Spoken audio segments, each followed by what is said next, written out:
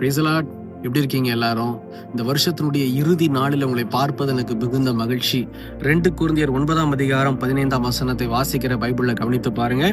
தேவன் அருளிய சொல்லி முடியாத ஈவுக்காக அவருக்கு ஸ்தோத்திரம்.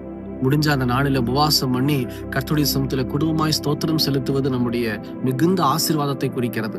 ஏன்னா இந்த ஆண்டின் துவக்கத்துல இருந்தவங்க இன்னைக்கு நம்ம கூட இல்லை. இந்த ஆண்டினுடைய ஆரம்ப நாட்களிலிருந்து கர்த்தர் நம்ம இந்த நாள் வரையிலும் பாருங்க, ஒரு நாள் கூட மிஸ் ஆகாம நம்மளை ஆசீர்வதித்திருக்கிறார், பலப்படுத்தி இருக்கிறார். அப்படிப்பட்ட இயேசுவுக்கு நம்ம செய்ய வேண்டிய ஒரே ஒரு காரியம் ஸ்தோத்திரம் செலுத்துவது. உமக்கு ஸ்தோத்திரம் ஆண்டவரே, நீங்க தந்த ஊழியத்துக்காக, ஆண்டவரே அப்பா, நீங்க தந்த சபைக்காக, நீங்க தந்த பிசினஸுக்காக, வேலைக்காக, சுகத்துக்காக, பலத்துக்காக, பாதுகாப்புக்காக உமக்கு ஸ்தோத்திரம். ஏன்னா நம்ம நிக்கிறோம் நடக்கிறோம்னா அது எல்லாமே அவருடைய கிருபை இல்லைங்களா? அப்படிப்பட்ட தேவனுக்கு இந்த நாளில ஸ்தோத்திரம் செலுத்த பழகி கொள்ளுங்கள். அதை ஆண்டவர் ரொம்ப விரும்புவார். ஸ்தோத்திரம் செலுத்துங்க, குடும்பமா சேர்ந்து நல்லா ஜெபம் பண்ணுங்க.